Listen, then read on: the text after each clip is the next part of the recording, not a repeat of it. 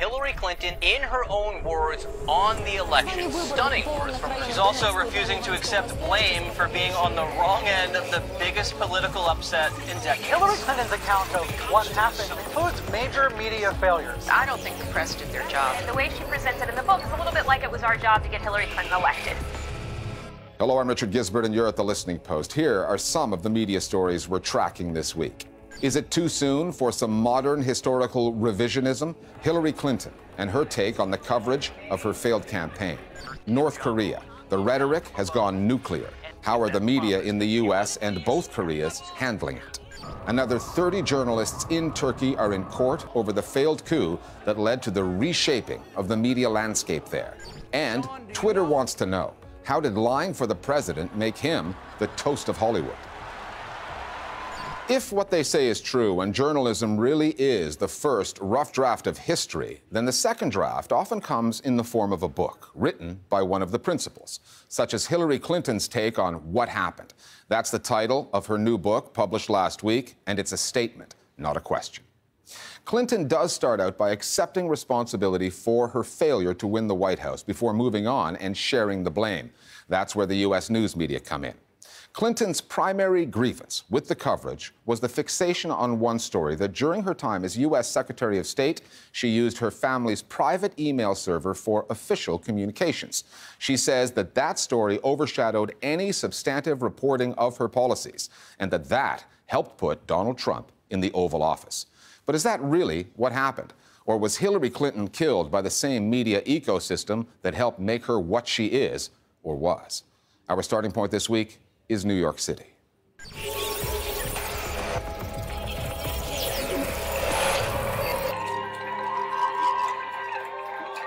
When playing the blame game, Hillary Clinton starts with herself. She says she was the candidate, she made the decisions, and takes responsibility for what happened, but not sole responsibility. You have the FBI director saying what he said. We don't control the media environment the same way the right does. The Russians are still messing with our democracy. But I don't think the press did their job in this election. On the media, there is data suggesting that more than a year before Election Day, the die had already been cast. The coverage was taking form. Gallup, the polling organization, asked Americans what topics they associated with Hillary Clinton compared to how they saw Donald Trump. The resulting word cloud paints a picture. U.S. news consumers primarily associated Clinton with her emails, the private server saga, not her policies. The Trump cloud was dominated by his immigration policy, with any personal issues limited to the fine print. I do think there's some validity to it. Major outlets like the New York Times kind of made a mistake by treating the email scandal with the same weight that they treated Trump scandals would. In fact, there was never as much evidence to support that anything too nefarious went on with Clinton and her emails. But I think she overstates its influence a little bit. Donald Trump was able to marry the spectacle of himself, and he is a spectacular person in the positive and negative connotations of that term to his ideas. They're bringing drugs, they're bringing crime, they're rapists. He'd make a flamboyant speech about his wall and about his China policy or whatever. With Hillary Clinton, the only spectacle or drama people could find was this email drama, and whether there was something she was hiding. And by comparison, all the things she was saying on policy seemed tedious and boring and worthy. The media's fixation on the Clinton private email server was a legitimate issue. You know, it's pretty clear that Clinton set up the private server in her home to obscure her government records. That being said, the singular focus on those emails was a distraction from the major substantive policy issues. You know, when NBC had a national security forum, The presidential nominees will appear back-to-back tonight. the host, Matt Lauer, asked 5 questions just on the private email server, kind of turning it into a very sensational story. And in particular, concerning your use of your personal email. Were some of the emails sent or received by you? And some of the emails you sent to Secretary Clinton's personal email accounts. Hillary Clinton is hardly the only losing candidate to decry the mainstream media's lack of substantive coverage of policy. It's a common refrain. However, the aversion to substance during campaigns is not limited to the journalistic side. It also occurs at the other end of the news cameras. The Times and other papers could have handled it better, but at the same time, they gave Clinton the opportunity to go on the record about this through repeated interview requests to talk about policy issues that were important to her campaign. And time and again, she wouldn't open up her campaign to talk about even those kinds of issues. There was a suspicion that any interview she granted would be spun back onto the email issue. Hillary Clinton raised hundreds of millions of dollars, spent much of that money on television and radio ads. I'm Hillary Clinton, and I approve this message. And most of those ads were not policy-based, right? They were focused on demonizing Trump, on accusing him of bigotry. I'll go backstage before a show. Of sexism. I'd look her right in that fat, ugly face of hers. Of being a crook. I could stand in the middle of Fifth Avenue and shoot somebody. She didn't run any national television ads explaining her position on healthcare, on the environment, on taxes. That being said, it's also the media's fault. We did see a very tabloid-style coverage of the campaign, a lot of kind of personal discussion about personal attributes of the candidates, again, at the expense of a serious policy discussion. Again, other politicians have faced that same dilemma. How much substance, how much exposure is best for the campaign? But no other American presidential nominee has been a woman. Gender is a recurring theme in Clinton's book. She talks of a continuing double standard, the need to be better and work harder than male politicians.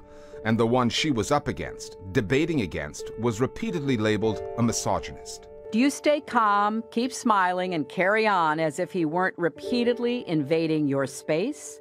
Or do you turn, look him in the eye, and say loudly and clearly, "Back up, you creep.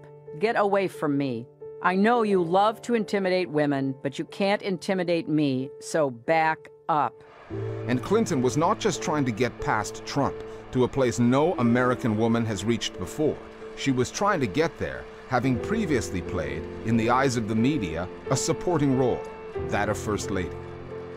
I do think you have to factor sexism into not only the outcome of the election, but the way it was covered. Maybe gendered is a better word to use. And when your husband becomes so famous for cheating on you, that just reinforces it and like further closes this trap in around you. And so I would say that we have to consider the influence of that and the role of implicit bias when it came to the way the media covered Clinton as a candidate. The media didn't necessarily in its entirety treat her misogynistically, but it was refracting an incredibly structurally misogynistic society that does not envisage a woman as being president.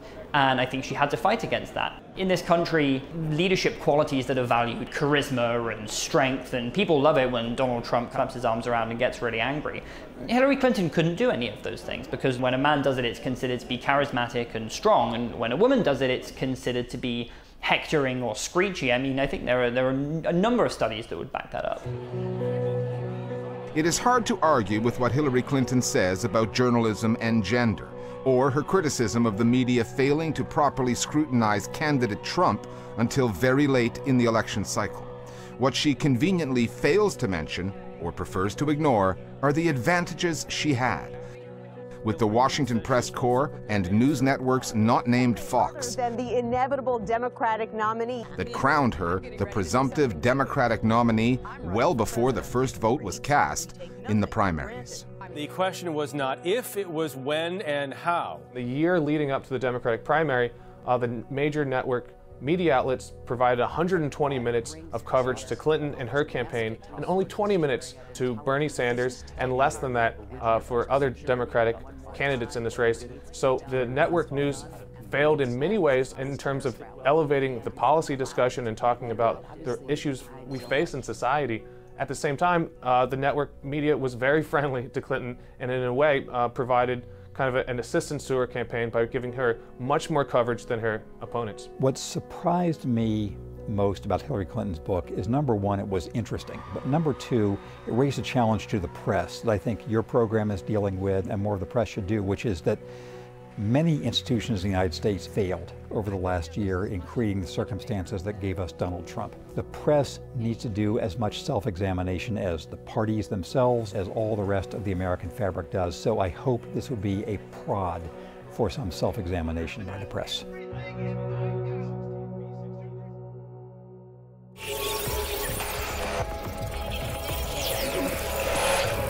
Other media stories that are on our radar this week. Still with the U.S., the investigation into alleged Russian meddling in last year's American presidential election continues at what feels like a snail's pace. And among the organizations the FBI is looking at is the Russian state-owned news service Sputnik. Sputnik's former White House correspondent, Andrew Feinberg, says he was questioned on September 1st. As part of that investigation, he says he gave the FBI a USB drive containing thousands of internal emails from his 5-month stint in the job. In an interview on CBS News, Feinberg said Russian news outlets are taking advantage of their American hosts. We allow them to use the First Amendment and our country's commitment to a free press against us. The American journalist says Sputnik fired him in May after he refused to ask the White House press secretary a question that his superiors wanted him to ask. The pre-election clampdown on the news media is a tactic we've seen more and more governments adopt, and you can add the government of Cambodia to that list. Among the outlets targeted, Radio Free Asia, the U.S. government-funded network, says it has suspended operations in Phnom Penh due to government intimidation. Another 19 radio stations have closed in Cambodia over the past month over their relationship with RFA and another U.S.-funded radio service, Voice of America. The election is coming up next year, and Prime Minister Hun Sen's government has also shut down an English-language newspaper, the Cambodia Daily, over ambiguous allegations of tax evasion. The paper's editor, Douglas Steele, has been barred from leaving the country. The New York-based Committee to Protect Journalists says if Cambodia wants to be viewed as a democracy, this campaign of intimidation must stop. In Turkey, 31 journalists at a newspaper that is now out of print have gone on trial, facing possible life sentences over their alleged role in last year's failed coup. The former employees of the Zaman Daily and its English-language sister publication, Today's Zaman, face charges of membership of an armed terror organization and attempting to overthrow the government through their newspaper's links to a U.S.-based opposition figure, Fethullah Gulen, who was accused of backing the coup.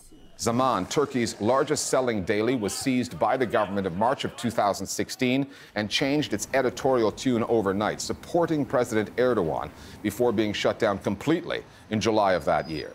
Turkey is now 14 months into its state of emergency and has reportedly put more than 170 journalists behind bars since the failed coup, making it the world's worst jailer of media workers. Another 50,000 in Turkey have been arrested and more than 165,000 subjected to legal proceedings on suspicion of links to the Gulen movement.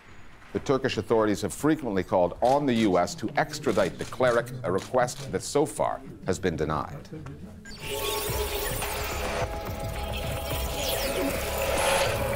For months now, the leaders of North Korea and the United States have been goading each other in a war of words over the unthinkable, the possibility of a nuclear war. With each missile test, each nuclear test conducted by Pyongyang, Donald Trump has responded with aggressive rhetoric, usually delivered in 140 characters or fewer. The UN's General Assembly got a taste of that this past week when President Trump threatened to totally destroy North Korea if the U.S. is forced to defend itself or its allies. As the U.S. news media have learned, striking the right tone and not being alarmist over this kind of story presents its editorial challenges. Sandwiched between North Korean propaganda and the unpredictability of the Trump White House is South Korea, where the media are also trying to keep a level head. Although better informed and more cautious in tone, the newsmakers the South Korean media are covering are also struggling to make sense of what's coming out of Washington. The Listening Post's Meenakshi Ravi now on the distance between most of the global media and this particular news story, and how the further the media are from the Korean peninsula, the more imminent the prospect of nuclear war seems to be.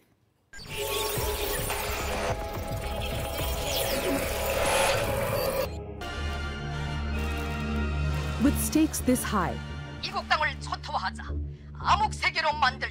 tensions this real, President Trump warning the regime today against making any more threats toward the U.S. They will be met with fire and fury. this is the kind of news story that doesn't need sensationalizing.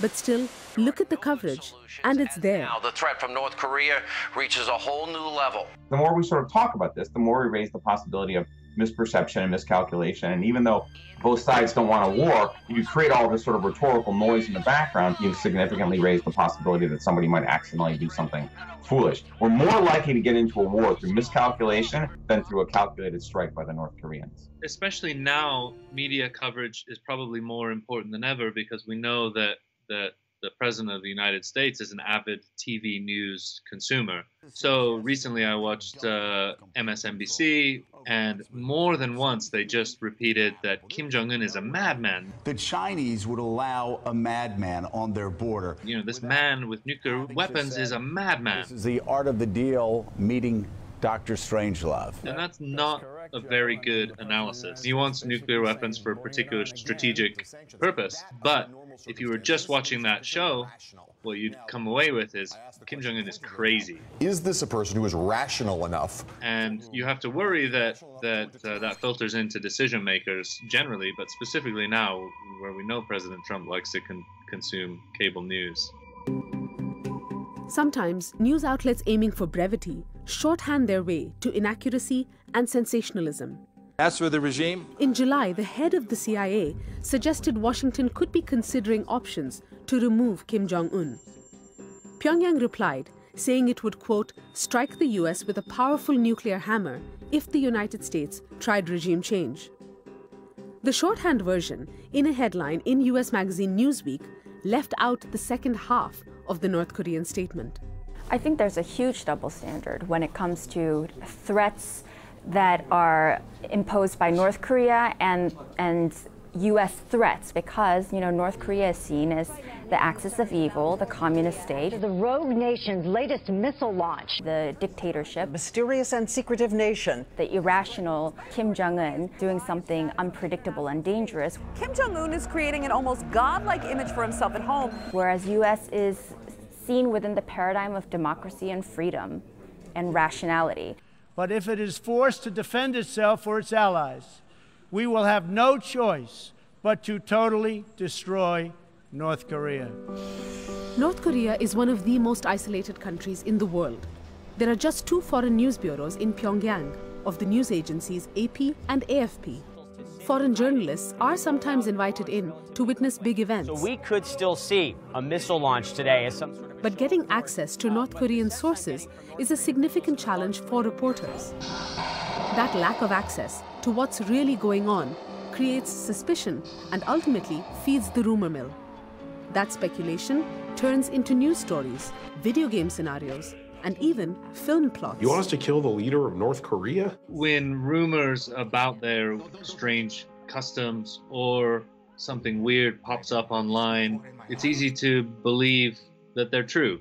And as a package, over time, you get the impression that these are people that are fundamentally irrational and strange and really have nothing to do with us.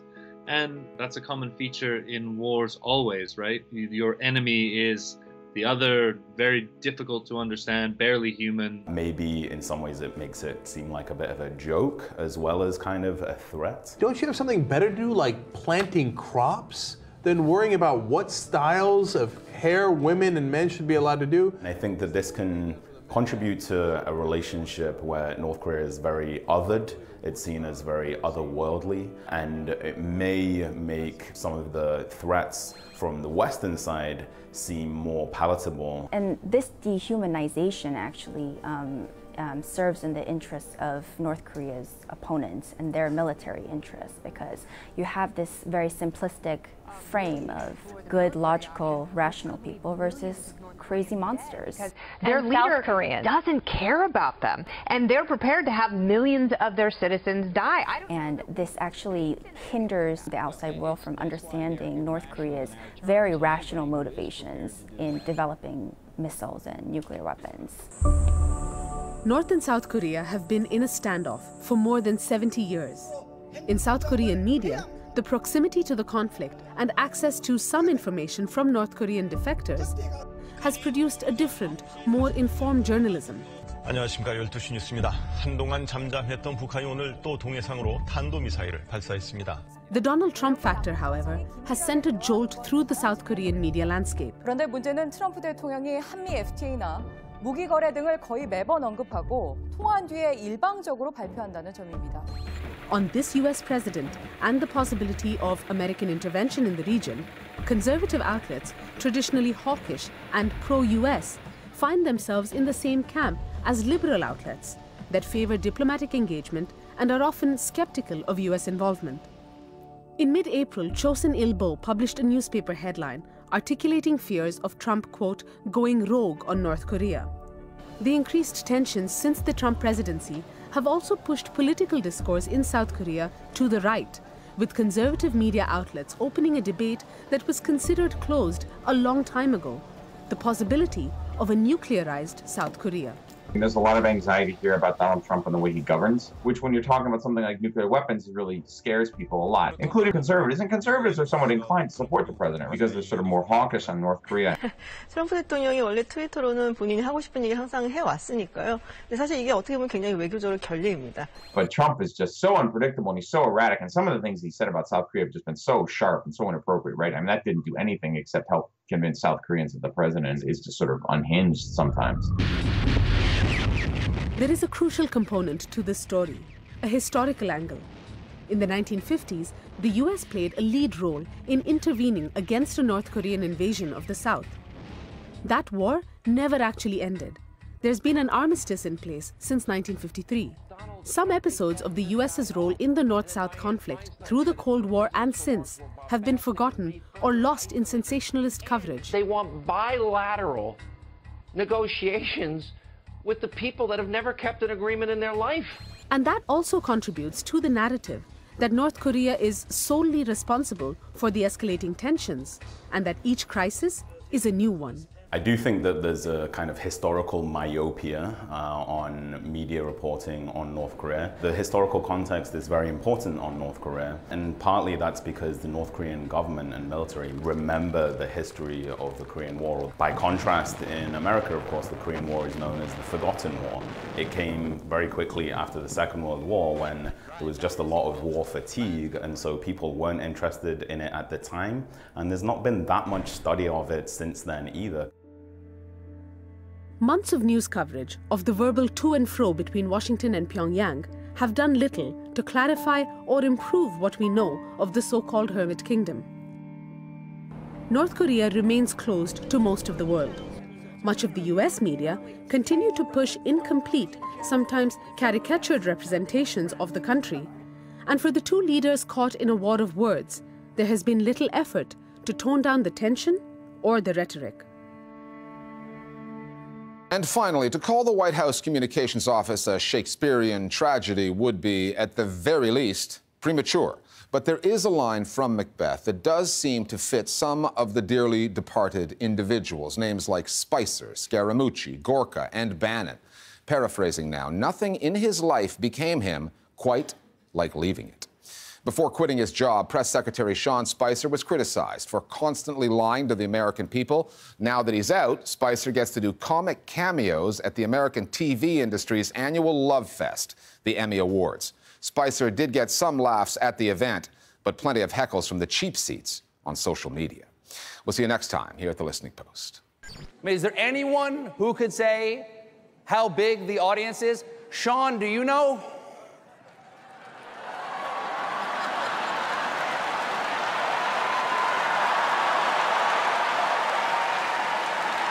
This will be the largest audience to witness an Emmys, period.